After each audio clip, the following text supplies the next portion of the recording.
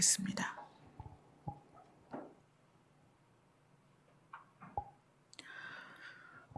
오늘 우리의 마음이, 우리의 영이 주님을 찬양하기를 소원합니다. 하나님이 하나님 되신 것과 나의 아버지 되신 것이 우리 마음에 받아들여지게 하여 주시옵소서. 우리의 입술의 고백이 되게 하여 주시옵소서. 예수님 이름으로 기도드리옵나이다. 아멘. 오늘 말씀 누가복음 4장 16절로 20절 말씀입니다.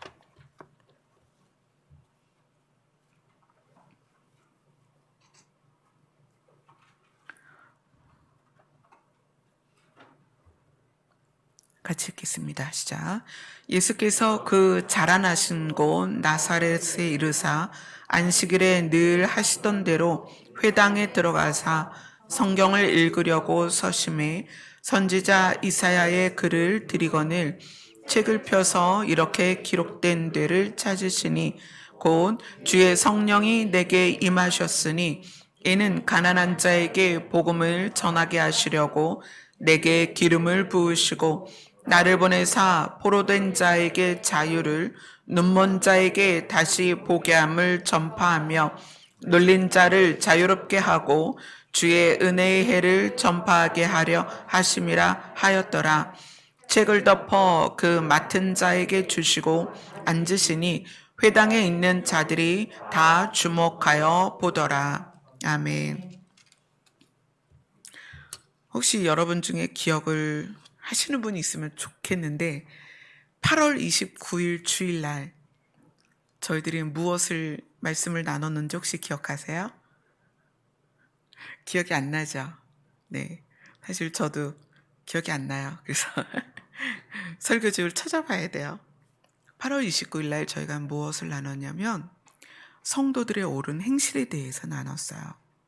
하나님께서 우리에게 원하시는 것, 그래서 성도를 예수님의 신부라는 표현을 하면서 그 신부들이 입고 있는 옷이 옳은 행실이다. 그러면 하나님 입장에서 우리가 지금 예배를 드리고 있으니까 성도라고 가정하에 이 성도들에게 하나님이 원하시는 것은 옳은 행실이라는 거예요. 그럼 이 옳은 행실이 하나님이 원하시는 성도들의 옳은 행실이 뭐냐? 올바른 가치관에서 시작된 행동과 열매다. 그걸 그때 함께 나눴습니다. 그러면 이 옳은 행실이 어떻게 우리 삶 가운데 나오느냐? 오늘 읽은 이 예수님이 말씀하시는 복음, 가난한 자에게 복음을 전하시고 기름을 부으셔서 포로된 자를 자유롭게 하고 눈먼 자를 다시 보게 하고 눌린 자를 자유롭게 하면 성도가 옳은 행실이 나와요. 예수님이 나는 포도나무고 너희는 가지인데 이 가지가 나한테 붙어 있으면 절로 열매를 맺게 된다. 이제 옳은 행실이 성도에게서 어떻게 나오는가 그 과정을 한번 보려고 해요. 교회에는 지금 여러분이 지금 다 교회에 앉아 계시잖아요. 교회에는 세 부류의 사람이 있어요. 두세 명이 모이던 2만 명이 모이던 교회에는 세 부류의 사람이 있어요. 한 부류는 어쩔 수 없이 있는 거예요. 그게 부모의 권유든 또 아내나 남편의 권유든 또는 자녀의 권유든 어쩔 수 없이 예배를 드리는 장소에 나와 있는 거예요. 이것은 하나님과는 관계가 없죠. 이건 상황 때문에 나와 있는 거예요. 그래서 뭐 두세 명이 모이든 2만 명이 모이든 그 교회 안에는 예배 드리는 그 시간에 한 부류 중에 그 인원 중에 그 한 부류가 있다는 거예요. 하나님과는 상관이 없어요. 관심도 없고 관계도 없고 어쩔 수 없는 상황에 앉아 있는 거예요. 자, 또 한 부류는 어떤 사람이냐면 하나님이 계신 건 알아요. 그런데 하나님이 어떤 하나님이냐면 우상이에요, 우상.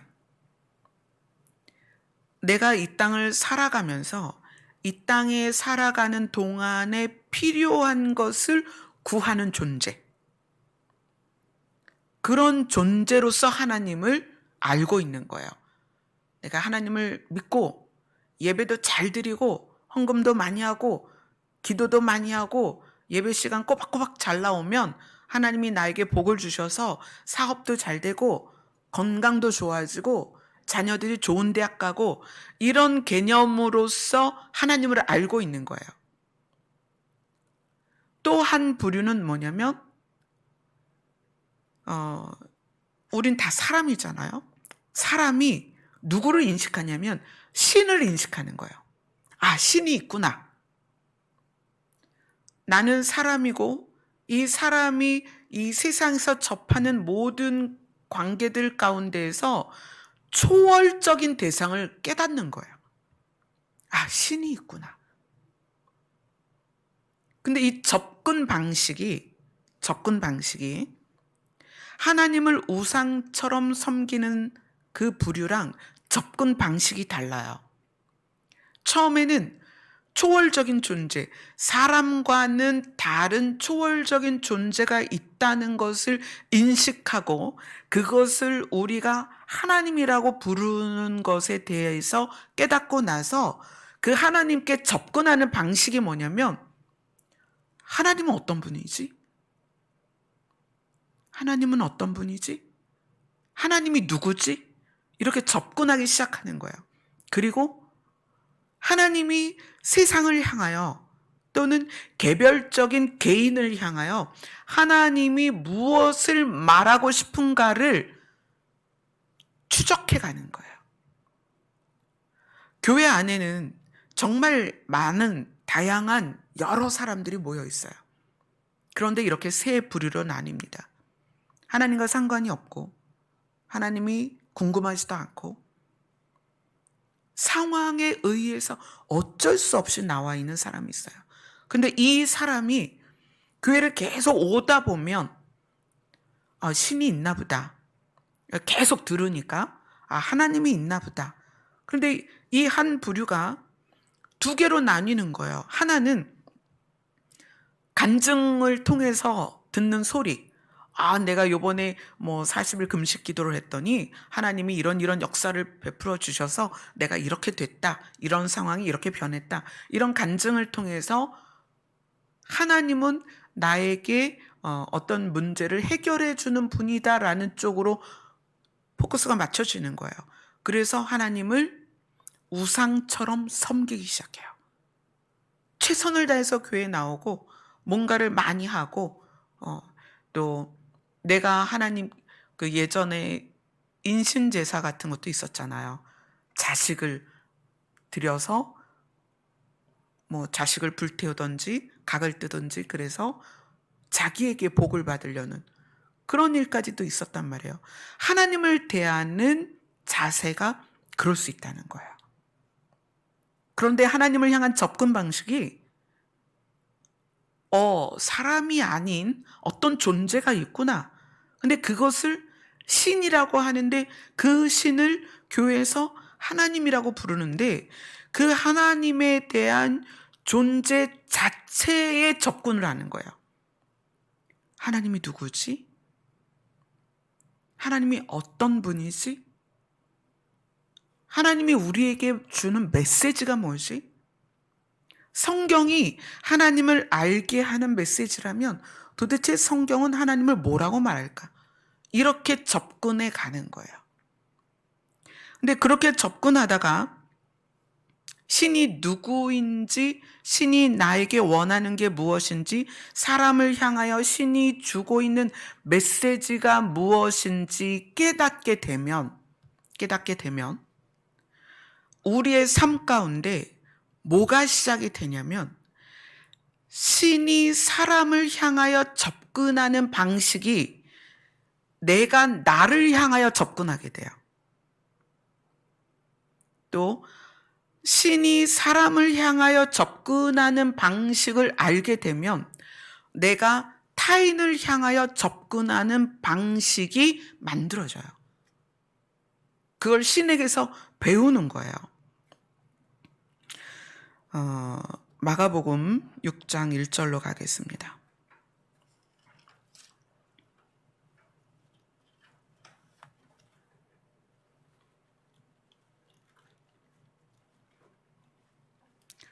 마가복음 6장 1절로 6절입니다.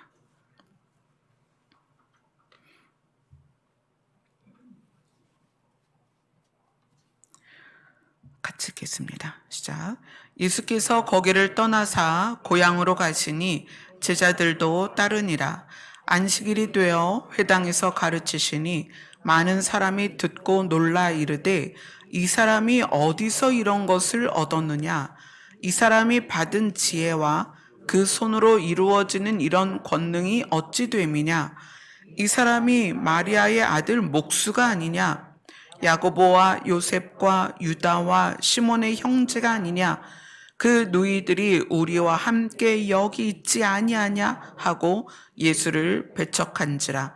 예수께서 그들에게 이르시되 선지자가 자기 고향과 자기 친척과 자기 집 외에서는 존경을 받지 못함이 없느니라 하시며 거기서는 아무 능력도 행하실 수 없어 다만 소수의 병자에게 안수하고 고치실 뿐이었고 그들이 믿지 않음을 이상히 여기셨더라. 예수님이 사역하시던 곳에서 어느 날 고향으로 가십니다. 예수님의 고향에 가서 안식일이 되어서 회당에서 이제 말씀을 가르치세요. 근데 이 말씀을 가르치는 말씀을 들으면서 사람들이 야, 정말 놀랍다. 이런 가르침이 정말 놀랍다. 그리고 예수님이 기적을 행하셨던 죽은 자를 살리고 병자를 고치는 그 모든 행적을 들었기 때문에 어떻게 이 사람에게 이런 권능이 나타날까 하고 보다가 가까이 와서 예수님을 자세히 보고는 이 사람들이 뭘 얘기하냐면 이 사람이 지금 회당에서 가르치면서 예전에 그 죽은 자를 살리고 병자를 고치고 물이 포도주가 되어서 변했던 그런 사건들에 대한 정보를 듣고 있던 사람들이 가만히 보니 내가 아는 사람이야. 고향이니까 예수님의 부모님을 알고 형제를 알고 심지어 누나들, 그러니까 누이, 여동생들이 우리와 함께 있지 않냐. 그러니까 예수님의 여동생들이 결혼을 했을 거 아니에요. 그러면 그 결혼한 사람들은 이제 시댁 식구들도 될 것이고, 그렇죠? 그런 사람들이 보더니, 아니, 그 누이들이 우리와 함께 여기 있지 않냐? 그러면서 예수님을 배척했다 이렇게 얘기해요. 근데 여기에서는 이제 배척했다고 해석을 해놨지만 다른 데서는 예수로 말미암아 실족했다 이렇게 나와요. 그 실족했다는 거는 정말 기대를 갖고 본 거예요. 야, 어떻게 저런 지혜가 있냐? 저 사람이 그런 능력이 있다면서 정말 신기하다. 그러고 가까이 와서 보니까 아는 사람이야. 뭐 사돈이 될 수도 있고 사촌이 될 수도 있고 팔촌이 될 수도 있고 그런 거예요. 뭐야, 예수잖아. 우리가 알고 있던 걔잖아. 야, 내가 예전에 쟤 어렸을 때 동네에서 뛰어다니는 거 봤는데 쟤가 무슨 하나님의 아들이야. 예수님 자체에 대해서 실족을 했다는 거예요. 그리고 받아들이지 않습니다. 그러니까 예수님이 이렇게 얘기를 해요.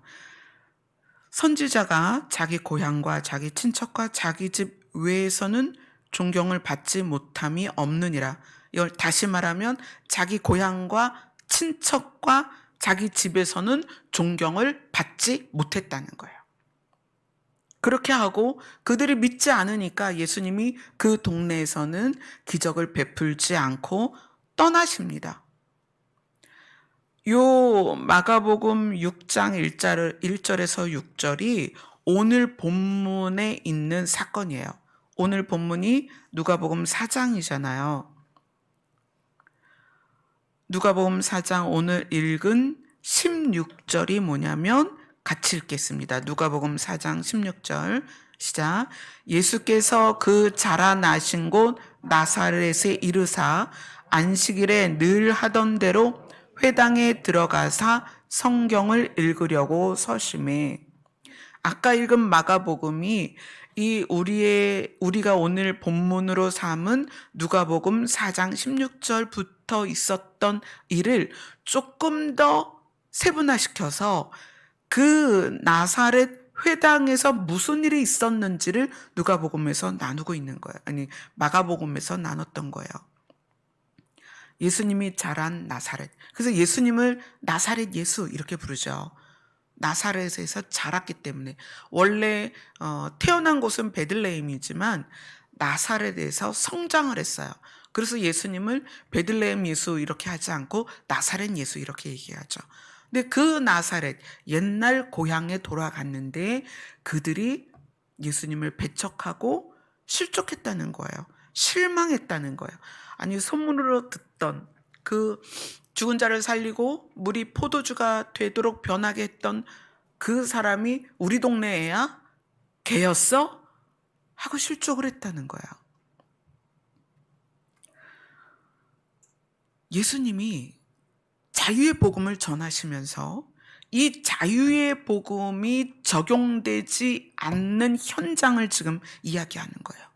예수님이 가지고 온 자유의 복음이 이 나사렛에서는 능력이 나타나지 않았다는 거예요. 그건 뭐냐면 우리 안에 과거와 매여 있는 매임이 있으면 하나님과의 관계로 깊이 나아가기가 어려워요. 우리가 우리 안에 과거의 경험으로 매여 있으면 사람과 사람의 관계가 굉장히 힘들어져요. 예수님은 이 이사야 글을 읽는 현장이 나사렛이라는 것을 이야기를 하고 있어요. 그렇죠? 자유의 복음을 가져왔지만 나사렛에서는 자유의 복음이 능력을 나타낼 수 없었다. 왜냐하면 예수를 향하여 그들 안에 경험, 예수님이 어린 시절에 가지고 있었던 그 기억, 예수님을 향한 기억, 그게 여전히 있었다는 얘기예요. 우리가 신앙생활을 하면서 신앙생활하는 데 있어서 우리가 가지고 있는 내 안에 과거와 매여 있는 것, 저는 그것이 무엇이든 간에 여러분들 안에서 해결되었으면 좋겠습니다. 제가 지난주에 자유의 복음, 그것은 우리의 독립을 요구한다. 우리는 반드시 독립을 해야 된다. 이 독립이 무엇이냐면 과거의 사건과 과거의 경험에서 분리되는 것이다. 독립하지 않으면 안 된다. 우리는 다 상처가 있어요. 상처가 없는 사람이 없죠. 그렇죠? 그런데 그 상처가 우리에게 주는 영향 중에 아주 나쁜 영향이 뭐냐면 상처로 인해서 내 안에 남아있는 흔적을 가지고 현재를 받아들인다는 거예요. 그래서 그 흔적 때문에 오늘의 현재와 미래의 상황들이 왜곡되고 내 안에 잘못 인식되어진 것으로 그것을 받아들이기 때문에 제대로 정상으로 받아들여지지 않는다는 거예요. 아침에 사실 찬미가 저보다 먼저 교회를 왔어요. 제가 이제 교회 도착해서 목양실에 있는데 찬미가 아침에 같이 간식을 먹으면서 눈물을 뚝뚝 흘리는 거예요. 엄마, 내가 어떤 분에 대해서 새벽에 기도를 했어. 그분이 생각이 나서 그분의 어떤 그 어둠? 그늘. 우리 사람마다 그런 그늘이 있을 수 있어요. 어둠이 있을 수 있고. 그래서 찬미가 새벽에 그분이 생각이 나서 기도를 했다. 그렇게 얘기해요. 자기는 그 사람에게서 어둠과 그늘을 보았기 때문에 처음에 드는 생각이 왜 그러지? 그런 거예요. 저 사람은 왜 이렇게 어두워? 왜 이렇게 그늘이 있어? 그럴 수 있죠. 우리가 사람을 볼 때 뭐 예를 들어서 누가 말을 막 하면 저 사람은 왜 말을 저렇게 하지? 또는 행동이 일반적이지 않을 때 저 사람 왜 저렇게 행동하지? 이럴 수 있어요. 각각의 기준대로 사람에 대한 평가나 사람을 보는 어떤 그 내가 가지고 있을 수 있는 선입견이 있습니다. 근데 이제 찬미가 어떤 분을 향해서 또 그분이 가지고 있던 어둠이나 그늘 때문에 기억이 나서 기도를 했대요. 근데 기도를 하다가 하나님께서 어떤 마음을 주신 거예요. 마음. 어떤 마음을 주셨냐면 그에게는 상처가 있다. 그러시더래요. 상처가 있다. 그래서 그분이 상처가 있어서 그런 말이나 행동이나 그늘이 있었구나. 그리고 계속 기도를 하는데 그 상처가 어떤 것인지 이제 알게 해주셨다. 그러면서 찬미가 왜 눈물을 흘렸냐면 엄마, 내가 이제까지 잘못 살았어. 자기가 이제까지 보이는 대로 판단을 했다는 거예요, 마음에. 그 사람 왜 그러지? 왜 저렇게 말하고? 왜 저렇게 행동하고? 그래서 그게 이제 자기 생각에는 이제 잘못됐다고 생각한 거죠. 잘못됐다고 생각하고 그것이 마음으로 뭐 때로는 비판이 될 수도 있고, 자기는 이제까지 그렇게 보이는 것이 맞다고 생각해서 생각을 그렇게 했는데 기도를 하다 보니까 하나님께서 그에게 상처가 있어서 그런 반응이 나온다는 거야. 상처가 있어서 그런 얼굴 빛이 된다는 거예요. 그리고 그 상처가 무엇인지까지 알게 하시니까 이 아이가 너무너무 미안한 거예요. 그리고 이제까지 자기의 생각의 방식이 얼마나 잘못되어 있었는지를 깨닫는 거예요. 그리고 하나님은 우리 개인을 볼 때 그러한 상처와 환경과 경험들을 이해하면서 보신다는 거죠. 자유의 복음이란 뭐냐? 예수님이 오늘 말씀하시잖아요. 가난한 자에게 내가 복음을 전하려고 왔다. 포로된 자를 자유롭게 하고 눈먼 자를 다시 보게 하고 눌린 자를 자유롭게 하려고 왔다.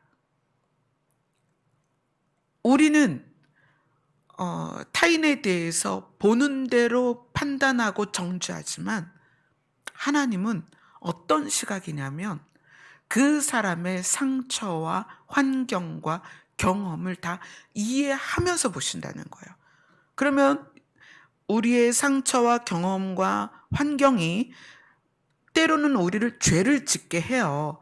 그러면 하나님이 죄 짓는 것도 이해해서 죄를 짓게끔 하느냐? 그건 아니라는 거예요. 하나님은 우리가 죄를 짓는 것의 원인을 아시고 긍휼히 여기셔서 불쌍히 여기셔서 이 사람이 그것을 깨닫고 돌이킬 수 있는 길로 인도를 하시는 거죠. 우리는 정죄를 하는데 우리는 비난하고 판단하고 정죄를 하는데 하나님은 우리의 연약함, 우리의 상처, 우리의 경험, 우리의 환경을 다 아시고 그걸로 죄를 짓고 있는 우리를 향하여 정죄하고 비난하는 것이 아니라 그것을 딛고 일어서서 옳은 행실을 가도록 인도를 하신다는 거예요. 그것이 하나님이 우리를 대하는 모습이에요. 자유의 복음이 이 복음이 어떻게 우리를 옳은 행실을 하도록 하느냐. 신이 있다 없다 해서 신이 있다라고 생각한 사람이 하나님께 우상처럼 접근하는 것이 아니라, 아, 신이 있네. 초월적인 존재가 있네. 이분이 우리에게, 인간에게 주는 메시지가 뭐지? 인간에게 뭘 원하시는 거지? 이것을 깨닫고 하나님이 우리를 향한 뜻과 하나님이 우리를 향한 계획과 하나님이 우리를 대하는 그 하나님의 마음을 알게 되면, 우리가 하나님이 우리를 향하여 접근하시는 그 방법대로 우리도 사람을 향해 접근하게 된다는 거예요. 그래서 어떻게? 사람을 불쌍히 여기게 돼요. 아, 이 사람이 이런 상처 때문에 이렇게 행동하는구나. 이 사람이 이런 상처 때문에 이렇게 말을 하는구나. 그렇게 다가간다는 거예요. 그걸로 인해서 우리가 사람을 대하는 게 정말 달라집니다. 사실 먼저는 자기 자신에게 그렇게 다가갈 수 있어야 돼요. 자기 자신을 비난하거나 자기 자신이 열등감에 빠져 있거나 자기 자신을 스스로 상처 주는 그런 경우가 많잖아요. 근데 하나님은 죄악 가운데 있고 부족한 우리를 그렇게 하지 않으세요.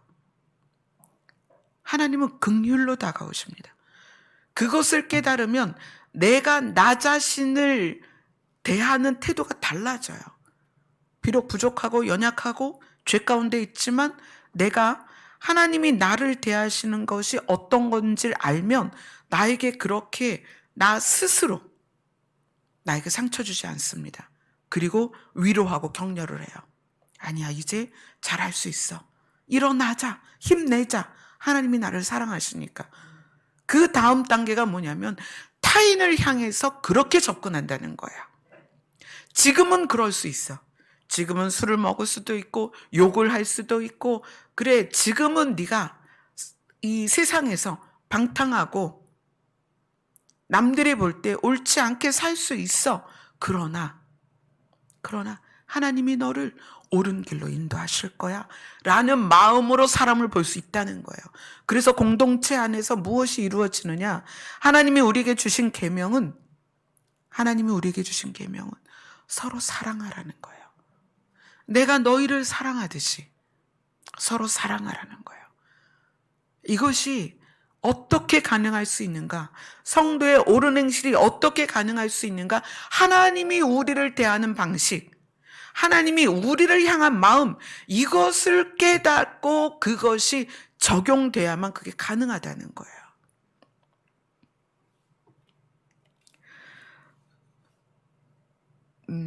우리는 정말 많은 선입견을 가지고 있어요. 사람에 대해서.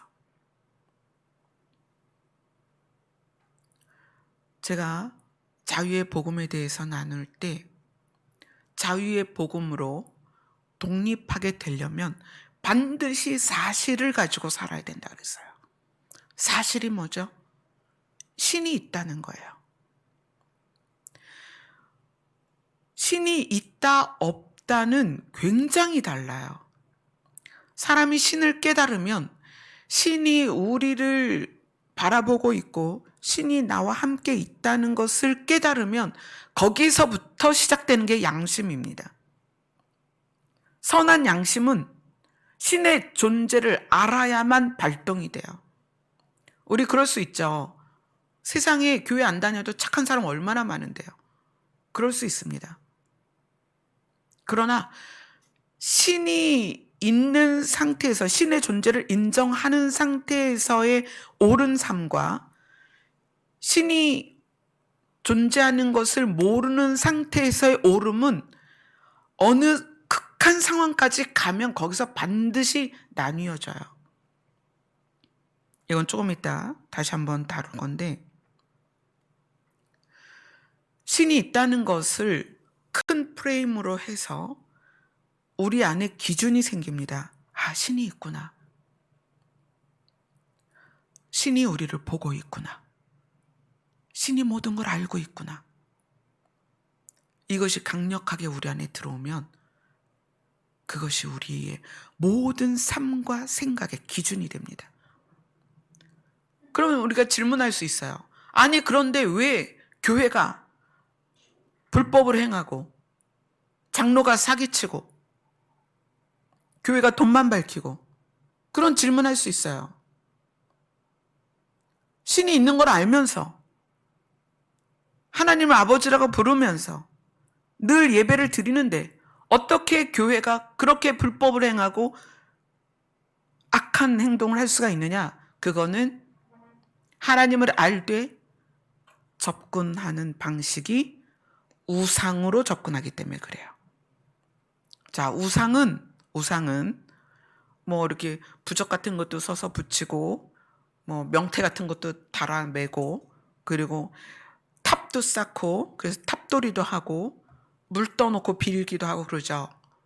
사람들이 만들어낸 우상은 죽어 있는 거예요. 살아 있는 게 아니에요. 그래서 그 우상들은 벌떡 일어나서 우리를 혼내거나 우리를 다치게 하지 않습니다. 하나님을 우상처럼 다가가는 거예요. 근데 우리의 하나님은 누구냐? 진짜 신이십니다. 그 신을 내 마음으로 인식하게 되면 그 다음부터는요, 삶이 달라질 수밖에 없어요. 그래서 세례를 받는다는 것이 무엇이다? 너희의 양심이 드디어 나와서, 양심이 하나님을 향하여, 하나님, 이제 내가 당신을 의식하겠습니다. 그게 세례예요. 그게 진짜 믿는 거예요. 그게 진짜 하나님을 만나는 거예요. 성도의 옳은 행실은 하나님이 진짜 신이신 것이 인식되어야만 옳은 행실이 나온다는 거예요.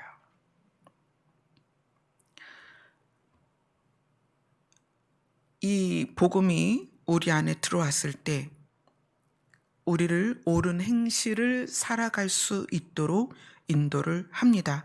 또 하나는 로마서로 가보겠습니다. 로마서 6장 17절부터 23절입니다.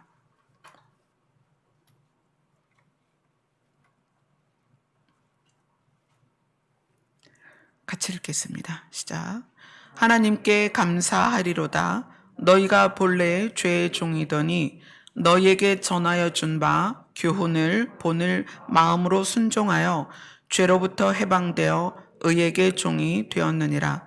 너희 육신이 연약함으로 내가 사람의 예대로 말하노니 전에 너희가 너희 지체를 부정과 불법에 내주어 불법에 이른 것 같이 이제는 너희 지체를 의에게 종으로 내주어 거룩함에 이르라. 너희가 죄의 종이 되었을 때에는 의에 대하여 자유로웠느니라. 너희가 그때 무슨 열매를 얻었느냐? 이제는 너희가 그 일을 부끄러워하나니 이는 그 마지막이 사망임이라. 그러나 이제는 너희가 죄로부터 해방되고 하나님께 종이 되어 거룩함에 이르는 열매를 맺었으니 그 마지막은 영생이라. 죄의 삭은 사망이요 하나님의 은사는 그리스도 예수 우리 주 안에 있는 영생이니라. 우리가 복음을 듣게 되고 복음으로 깨달아지고, 그래서 신이 있는 것과 신이 우리에게 무엇을 원하는지를 알게 되면 우리는 감사를 하게 돼요. 감사. 일반적으로 우리가 감사하는 마음이 있죠. 부모에게도 감사하고 많은 사람들에게 감사할 수 있어요. 그러나 우리가 갖고 있는, 사람이 가지고 있는 감사는 일시적이고 일회적이고 단회적이라는 거예요. 뭐냐면 상황에 따라 나오는 감사예요. 어떤 사람이 좋은 선물을 주면 어머 감사합니다. 어떤 사람이 어떤 일을 도와주면 어머 감사합니다. 감사할 수 있어요. 그러나 성경이 말하는 감사는 뭐냐면 하나님이, 신이 우리에게 무엇을 주고자 하는지를 깨달았을 때 나오는 감사예요. 이 감사는 모든 감사의 초월적 감사입니다. 이 감사는 이례적이거나 단회적인 게 아니에요. 무엇이냐? 신이 있나? 신이 있나 봐. 신이 있네? 그 신을 인식해요. 그분이 하나님이야. 하나님이 우리에게 어떤 메시지를 주시는 거지? 그리고 성경을 보고 교회에 와서 설교를 듣다 보니까 신이 우리에게 주고자 하는 것은 영생이라는 거예요. 우리가 얼마나 오래 살기 위해서 노력해요. 열심히 일하고, 하지만 그 일하는 것이 결국은 먹고 살기 위함이잖아요. 왜 먹고 살아요? 우리가 건강하게 오래 살기 위해서 좋은 걸 먹고 좋은 걸 누리고 그렇게 산단 말이에요. 빨리 죽고 싶은 사람이 어디 있어요? 다 건강하게 오래 살고 싶단 말이에요. 그런데 하나님이 주시는 영생은 오래 사는 개념이 아니라 우리가 시간이 없는 공간으로 들어가는 거예요. 여러분이 이 개념을 알아야 돼요. 우리는 시간 안에 들어 있습니다. 그래서 이 시간 때문에 낡아지고 약해지고 부패하고 썩고 또 우리 몸이 주름이 생기고 흰머리가 생기고 이게 다 시간의 영향이에요. 그런데 하나님은 시간 안에서 시간에 의하여 고통받는 우리를 시간이 없는 곳으로 옮겨주길 원한다는 거예요. 하나님의 복음은 우리를 영생하게 하는 거예요. 신이 우리에게 원하는 것은 좋은 직장 가고 돈 많이 벌어서 건강해서 명예를 얻는 게 아니라 하나님이 우리에게 원하는 것은 우리를 시간이 없는 영생하는 곳으로 데려가는 게 하나님의 목적이라는 거예요. 복음을 깨닫는다는 것은 그걸 깨닫는 거예요. 신은 우리에게 뭘 내놔라, 뭘 요구하고 그게 아니라 신이 원하는 것은 우리를 영생하는 곳으로 데려가는 것이구나. 그래서 그것을 깨닫고 나면 우리의 상황이나 환경이나 어떤 거에도 상관없이 늘 감사한다는 거예요. 항상 기뻐하고 쉬지 말고 기도하고 범사에 감사하라. 이 범사에 감사하라는 것은 모든 일이 잘 되고 좋아지니까 감사하라가 아니에요. 예수님의 제자들은 사도 요한 빼고는 전부 순교했습니다. 예수님을 믿는다는 게 그렇게 쉽지 않아요. 자기 믿음을 지켜가는 이 땅에서의 삶이 결코 쉽지 않습니다. 그럼에도 불구하고 너희는 감사를 하게 될 거라는 거예요. 이거는 쥐어짜는 감사가 아니에요. 하나님이 감사하라고 하니까 마인드 컨트롤 해가지고 하나님 감사합니다를 외치는 그런 감사가 아니에요. 하나님이 우리에게, 신이 우리에게 주고자 하는 것이 무엇인지 깨달았을 때 나오는 감사라는 거예요. 이 감사가 우리의 삶의 토대가 돼서 때로는 어려운 일이 있을 수 있죠. 어떤 나라는 전쟁이 있고 어떤 나라는 기근이 있고 어떤 나라는 핍박이 있어요. 하나님을 믿는다는 이유만으로 감옥에 가고 죽임을 당하고 재산을 빼앗기고 가깝게 우리 북한만 가도 그렇습니다. 공산주의라는 것은 유물론에 의해서 신이 없다라고 하는 그런 정치적인 이념과 사상을 가지고 있어요. 그러다 보니까 북한에서 공산주의 사회에서 신을 인정하는 것은 가장 큰 죄예요. 그 북한 땅에서는 신을 인정할 수 없어요. 공개적으로 인정할 수 없어요. 그 신을 인정하기 위해선 생명을 걸어야 합니다.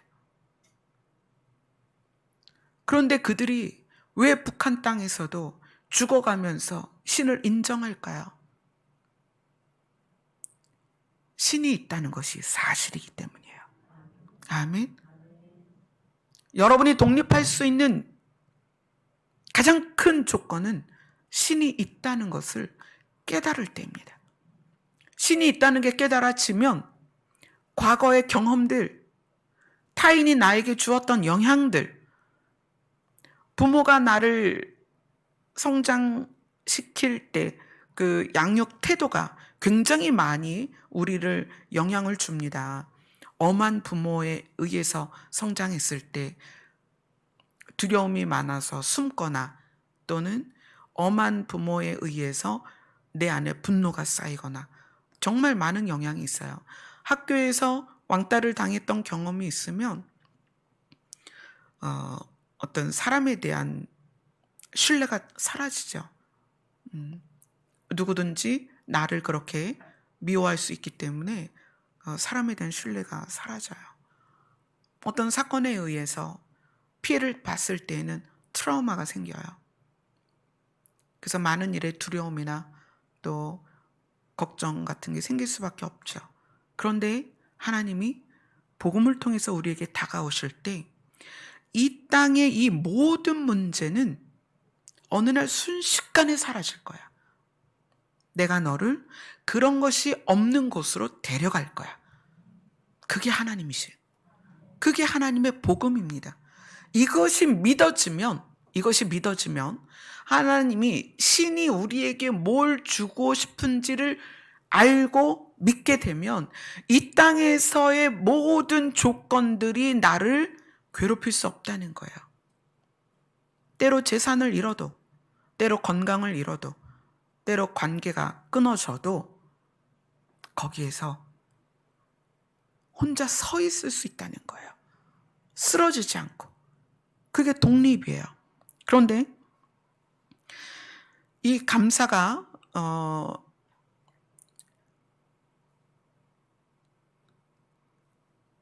예전에 저도 이제 항상 기뻐하라, 쉬지 말고 기도하라, 범사에 감사하라, 이런 말씀이 와닿지 않아서 되게 씨름을 많이 했었어요.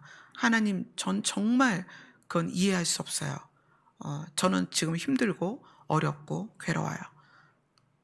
근데 하나님께서 계속 우리의 결론에 대해서 조명을 하시는 거예요.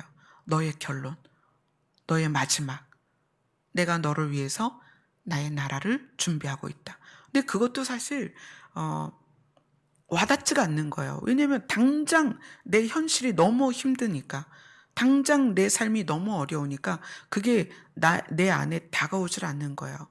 그런데 하나님 앞에 무릎을 꿇고 하나님, 내 문제를 해결해 주세요라는 관점의 기도가 아니라 하나님 자신을 바라보기 시작하니까 하나님 자신 안에서 우리에게 주고자 하는 것이 무엇인지가 선명해지는 거예요.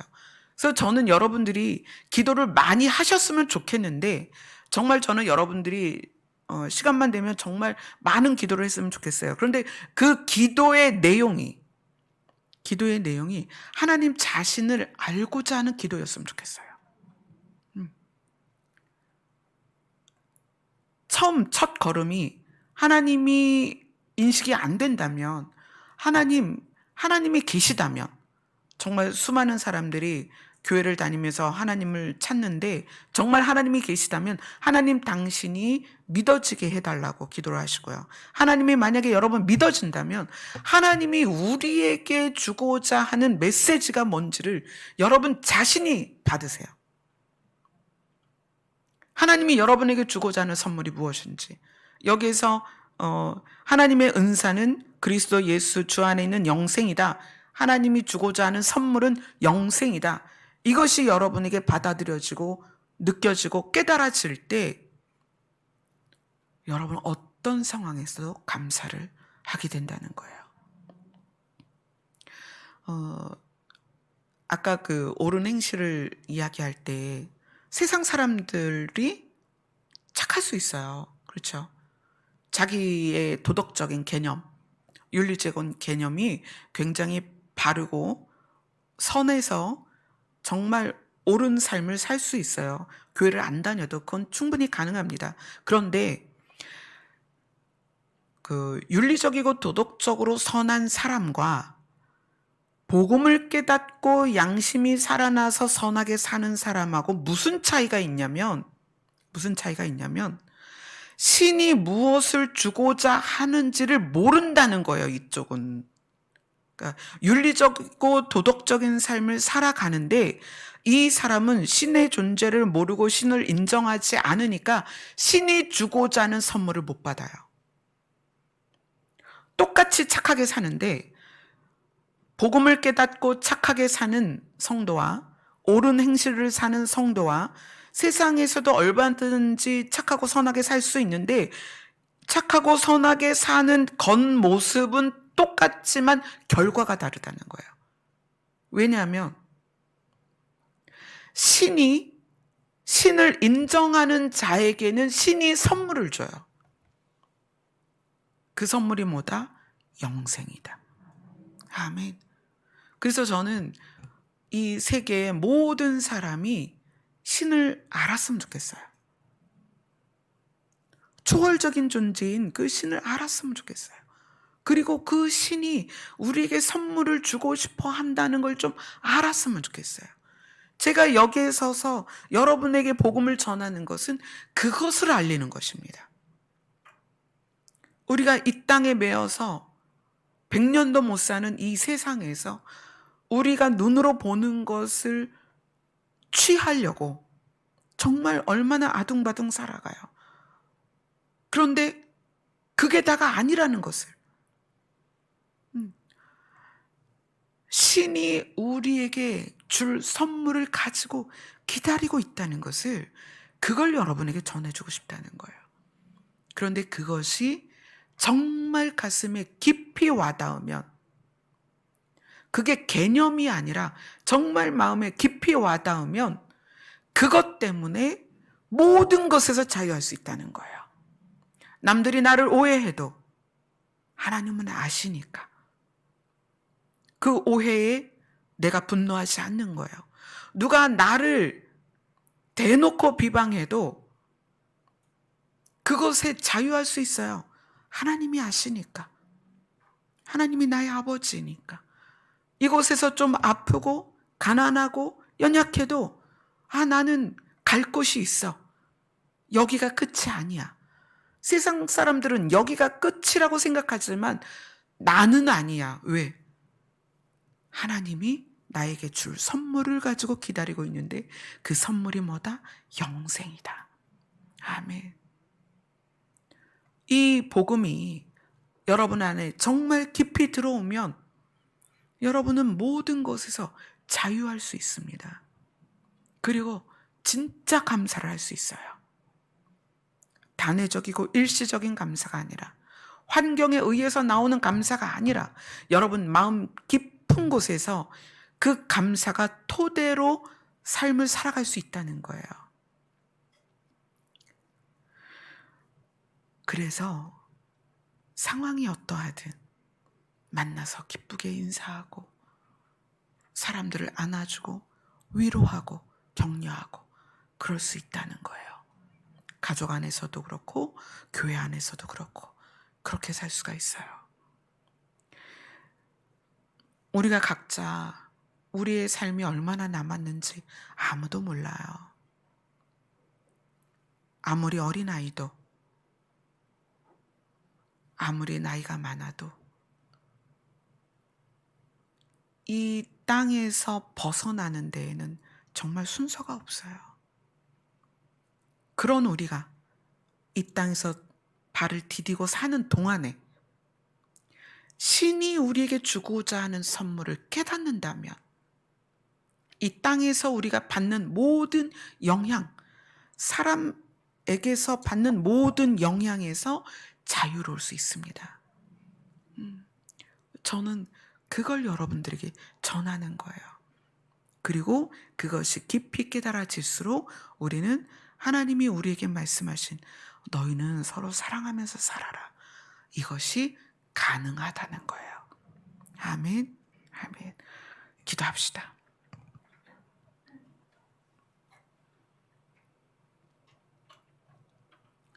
우리가 많은 것에서 눌리고 매이고 영향을 받고 끌려 끌려다니고 사로잡혀서 너무나 힘들었던 시간들이 있었습니다. 또 지금 현재 진행형으로 그러한 상황에 있을 수도 있습니다. 모든 것에서 우리를 자유케 하는 하나님의 영생의 복음이, 예수 그리스도의 영생의 복음이 깨달아지게 하여 주시옵소서. 예수님 이름으로 기도드리옵나이다. 아멘. 자유의 복음을 말씀하시는 하나님의 사랑을 우리의 새 노래로 찬송드리겠습니다.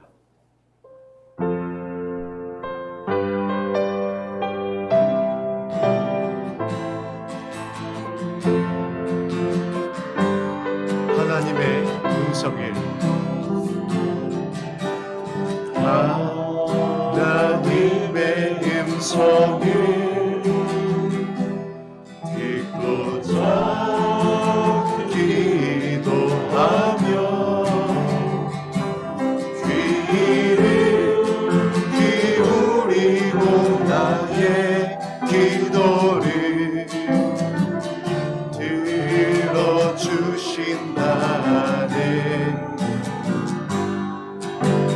깊은 웅덩이와 수렁에서 주시고 나의 발을 반석 위에 세우시사 나를 든든히 하셨네. 새 노래로 부르자 날라라. 하나님께 올릴 찬송이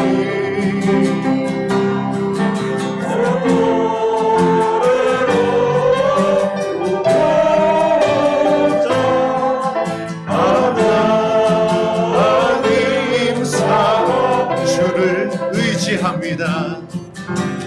주를 의지하고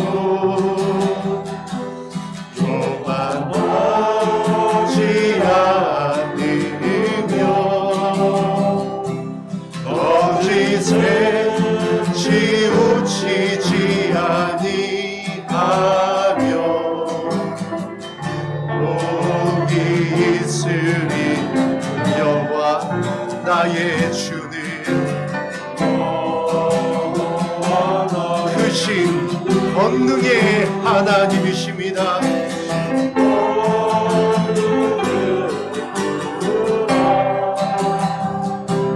그의 크신 권능으로 우리들을 사랑하여 주신 새 노래를 부릅니다.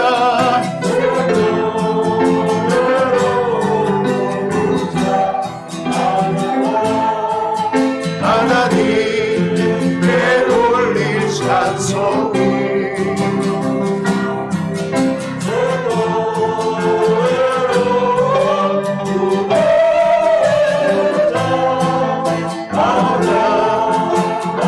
다시 한번 고백하겠습니다. 하나님의 음성을,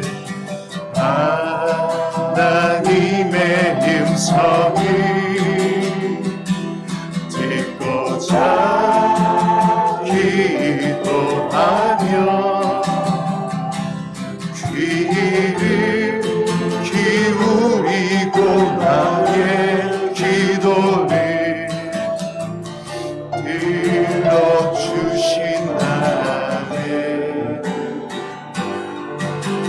깊은 웅덩이와 수렁에서 들어주시고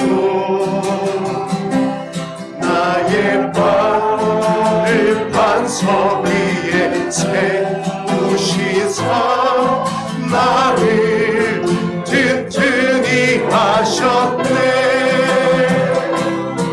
새 노래로 부르자 날라라. 하나님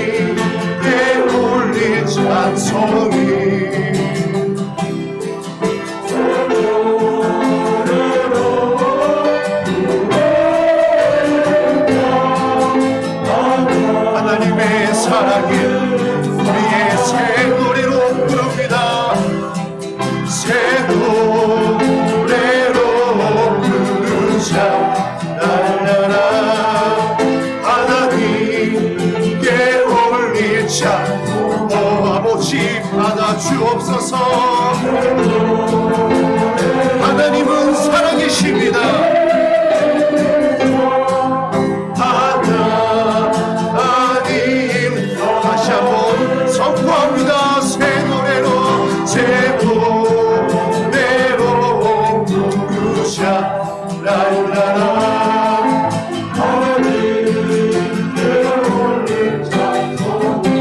새 노래로 새 노래로 부르자. 하나님 사랑 하나님 사랑이 하나님 사랑 그 사랑으로 채우소서. 하나님 사랑이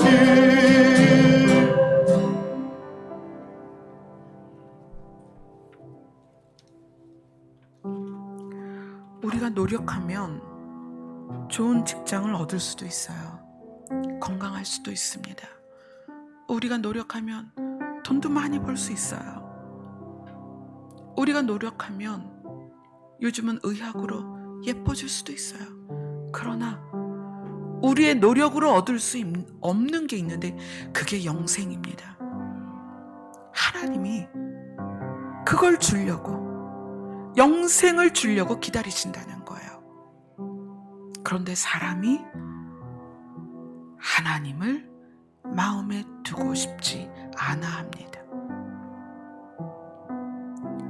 저는 여러분 한 사람 한 사람이 신을 향하여 궁금증을 가졌으면 좋겠어요. 왜 도대체 그 많은 사람들이 교회를 다닐까? 왜 교회를 다니는 사람들이 하나님 때문에 목숨을 걸을까? 왜 그럴까요?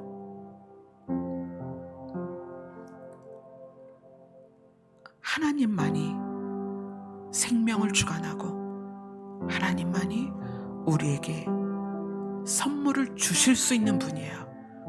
근데 그 선물이 우리가 노력해서 얻을 수 있는 그런 선물이 아니라는 거예요. 신이 우리에게 줄 수 있는 선물은 영생입니다. 그래서 저는 하나님을 믿든 안 믿든 그 하나님께 가까이 가셨으면 좋겠어요. 그 하나님과 친해지셨으면 좋겠습니다. 그래서 여러분들이 하나님을 향하여 다가갈 수 있도록 기도의 시간을 드리는 거예요. 여러분이 원하는 것을 달라고 하는 게 기도가 아니에요. 하나님이라는 그 신이라는 그 존재를 향하여 나아가는 게 기도입니다. 아멘. 우리 다 같이 기도하겠습니다.